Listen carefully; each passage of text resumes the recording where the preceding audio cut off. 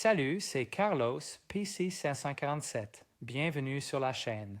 Parfois, peu importe l'expérience qu'un pilote peut avoir ou à quel point il est doué, cela ne fera aucune différence, car certaines situations ne peuvent tout simplement pas être résolues avec des compétences de pilotage. Ce sont des événements pour lesquels les pilotes n'ont jamais été formés et auxquels ils ne s'attendraient jamais. Des événements où les pilotes font face à l'impossible et où l'inévitable prend le dessus. En tant que pilote de ligne, nous aimons croire que nous pouvons gérer à peu près n'importe quoi. Nous avons suivi des années de formation et de tests rigoureux. Alors, quel serait le pire cauchemar qu'un pilote puisse imaginer? Eh bien, je vais vous le dire tout de suite. Faire face à une situation absolument désespérée d'où toute récupération est impossible. Les accidents suivants vont justement le démontrer. L'enquête sur cet accident a révélé que le mécanicien qui a travaillé sur les câbles de profondeur n'avait jamais travaillé sur ce type d'avion auparavant. La tension des câbles de commande avait été réglée de manière incorrecte, ce qui a eu pour conséquence une course insuffisante de la gouverne de profondeur. Les vérifications de contrôle après ajustement ont également été négligées par le superviseur de la maintenance. Cela a empêché les pilotes d'avoir suffisamment d'autorité de profondeur pour contrôler l'appareil. Cet accident s'est produit à Dallas, au Texas, en raison d'une procédure de maintenance modifiée, adoptée non seulement par cette compagnie aérienne, mais aussi par d'autres compagnies qui exploitaient le même type d'avion, et ce, dans le but d'économiser du temps. Bien que cette procédure n'ait pas été approuvée par le fabricant, la FAA a autorisé ses opérateurs à modifier leur procédure. Le retrait et la réinstallation de chaque moteur était généralement un processus en 2 étapes. Il a d'abord fallu procéder au retrait du moteur, puis il a fallu procéder au retrait du pylône. Cependant, des chariots élévateurs ont été utilisés pour déplacer l'ensemble complet en une seule pièce. Un changement d'équipe est survenu alors qu'une seule des 2 attaches n'avait pas encore été déconnectée. Le chariot élévateur a perdu de la pression hydraulique, ce qui n'avait pas été remarqué, entraînant une fissure de fatigue due à une répartition inégale du poids. Cette situation n'a pas été détectée. Il en a résulté que la fissure de fatigue s'est développée avec le temps, conduisant à une catastrophe inévitable. À l'insu de l'équipage, la perte de la pression hydraulique sur l'aile gauche, suite à la perte du moteur gauche, a entraîné la rétraction des becs de barre d'attaque de ce côté-là, ce qui a augmenté la vitesse de décrochage de ce côté de 20 nœuds. L'équipage n'avait aucun moyen de le savoir, et cela a scellé leur destin. Faire face à l'anéantissement causé par des gens au sol, où l'intervention d'un pilote ne fera aucune différence, est de loin la pire crainte d'un pilote. Lors de cet accident, cet appareil avait déjà été victime d'un talonnage. Une mauvaise maintenance a été effectuée car seule une rangée de rivets avait été installée au lieu d'une double rangée comme l'exigeaient les instructions de réparation de Boeing.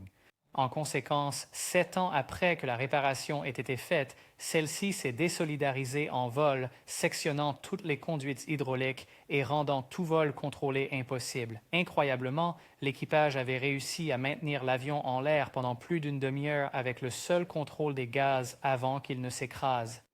Lors de cet accident, en raison d'un entretien défaillant, un écrou de la vis sans fin qui maintenait les gouvernes de profondeur en position s'était totalement désolidarisé de la vis sans fin, permettant ainsi aux gouvernes de profondeur de se braquer entièrement sans aucune intervention ni le moindre contrôle de la part du pilote. Cela a rendu l'appareil totalement impropre au vol et absolument impilotable. Les pilotes ont été décorés à titre posthume pour leurs efforts courageux et héroïques, ayant tenté de sauver l'appareil malgré une situation désespérée. Lors de cet accident, l'avion avait décollé de nuit et la maintenance n'avait pas retiré le ruban adhésif des prises Statek, rendant ainsi toutes les données qu'elle fournissait totalement peu fiables. L'appareil s'est finalement écrasé en mer. Dans le cadre de cet accident, l'enquête a établi qu'une cargaison mal arrimée s'était détachée au moment du décollage et avait roulé jusqu'à l'arrière de la soute à marchandises en traversant la cloison de pressurisation arrière et rendant inopérant le système de commande de vol situé à l'arrière. Des sangles et non des chaînes avaient été utilisées.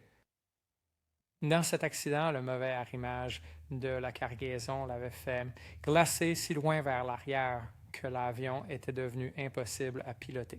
L'habileté au pilotage n'avait aucune importance. Dans cet accident tragique, un débris métallique provenant d'un avion qui avait décollé précédemment avait été écrasé par le Concorde, puis avait percuté la partie inférieure de l'aile, ce qui a entraîné un incendie majeur, la perte simultanée de 2 moteurs et l'incapacité totale de l'équipage à maintenir l'appareil en vol. Dans cet accident, il fut établi que le fluide hydraulique excessivement chaud faisait bouger le gouvernail de l'avion dans une direction opposée à celle commandée par les pilotes. Les pilotes ne s'entraîneraient jamais ni ne s'attendraient à ce que les commandes se comportent dans une direction contraire à celle pour laquelle ils s'étaient entraînés auparavant. La très basse altitude ne permettait qu'une très petite marge d'erreur.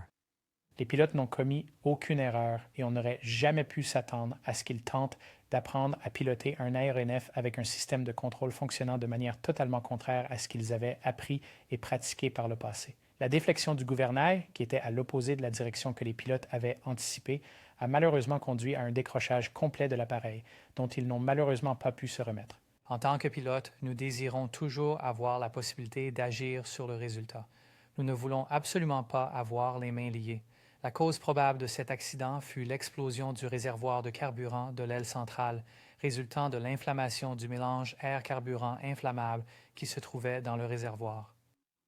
Dans cet accident, l'équipage de vol a subi la perte totale du stabilisateur vertical de l'appareil, car, selon les conclusions des enquêteurs, le copilote a effectué des actions excessives sur les commandes de gouverne après avoir rencontré des turbulences de sillage. Les avions de type Boeing limitent le débattement de la gouverne de direction à mesure que l'appareil accélère. Les avions Airbus limitent le débattement du gouvernail à mesure que l'appareil accélère. Cependant, il a été découvert qu'une combinaison d'actions trop agressives du pilote sur le gouvernail et d'une force de gouvernail réduite pour une déflexion maximale a provoqué la rupture de la queue. Pendant la rotation de cet avion au décollage, la tringle de commande de la languette de compensation de la gouverne de profondeur droite s'est détachée car le boulon qui les maintenait ensemble s'était desserré. Cela a provoqué un cabrage agressif et incontrôlé de l'appareil. Étant donné qu'une moitié de la gouverne de profondeur était déconnectée des commandes du pilote, l'équipage s'est écrasé peu de temps après. Quel serait un moyen d'atténuer et de réduire la plupart de ces accidents? Un meilleur entretien. Bien que l'enquête sur ce récent accident prenne des années à être achevée, aucun appareil ne peut être censé maintenir un vol soutenu avec la perte de poussée de 2 moteurs. Et ces facteurs humains font la cause principale des accidents d'avion. Une meilleure formation, des contrôles plus rigoureux et des tests plus approfondis ont considérablement amélioré la fiabilité et la sûreté des appareils à travers le monde. Mais il y a toujours une marge de progression. Si vous aimez cette vidéo, faites-le moi savoir. Commentez, aimez et abonnez-vous à la chaîne. Merci infiniment d'avoir regardé.